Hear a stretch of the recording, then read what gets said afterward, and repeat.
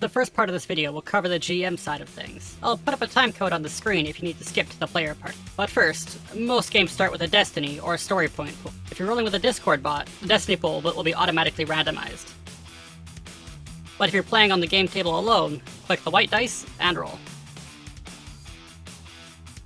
On the top right of the game table, click the little plus to add a destiny point. If a dark side point was rolled, simply click the light point to flip it. Running combat requires, of course, combatants. The fastest way to get adversaries into RPG sessions is by using the import feature to bring in adversaries from third-party resources. Check the video on importing and creating characters for instruction on how to do that. Once your adversaries are in the character list, either by making new or importing, anyone with GM control of the game table can see the adversary tab on the far right of the game table. It looks like a little silhouette. Clicking Add New Adversary will bring up a pop-up window. Clicking the adversary drop-down menu will list all adversaries in your character list for the game type associated with the game table. Once you have selected the adversary, you'll see two circles labeled Cloned and Original. Original will have all changes made to the adversary through the game table affect the original adversary sheet, accessible through the character tab. Clone will make a copy of the adversary sheet only accessible through the game table where they were added.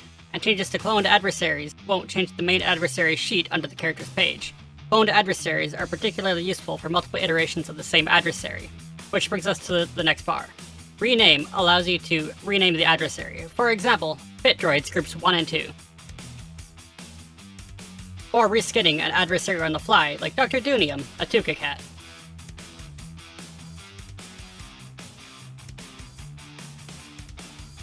The last bar allows you to change the minion count of the adversary you're importing.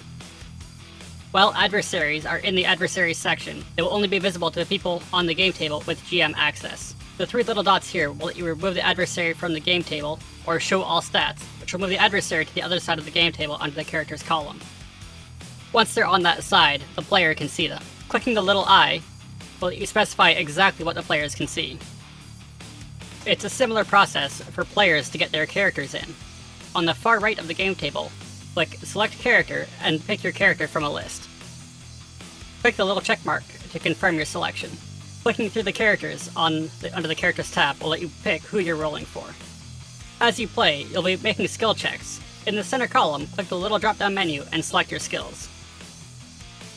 Right above the drop-down menu, select the difficulty dice as dictated by your GM by clicking on them. Alternatively, the GM can pass the player difficulty dice by clicking the three little dots next to the player making the check. The yellow arrow will upgrade positive dice, and the red arrow will upgrade negative dice. The player will then need to click the dice from their past dice to add it to the rolling pool. Clever players may find ways around combat, but when it happens, there's a simple order of operations. Top left corner, click Start Initiative Rolls. Players roll the appropriate skill, and the GM selects their adversaries rolling for them.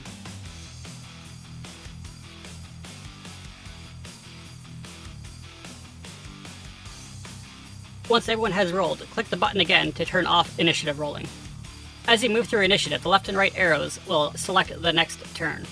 During combat, someone is bound to attack someone else. On the far right of the game table, there's a little picture of a ray gun.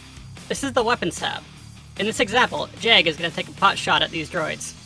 Check the middle column to ensure the correct character is selected. With Jag selected, click the target under the weapons tab. Click Range, click the weapon.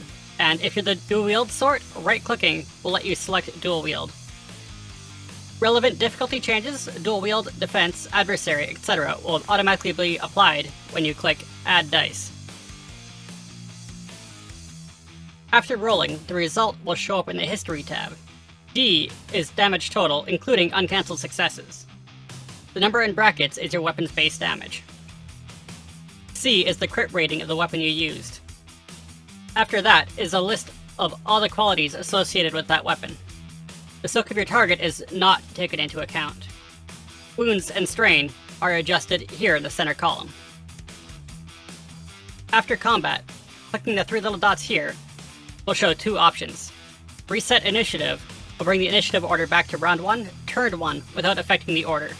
Clear Initiative will remove the initiative.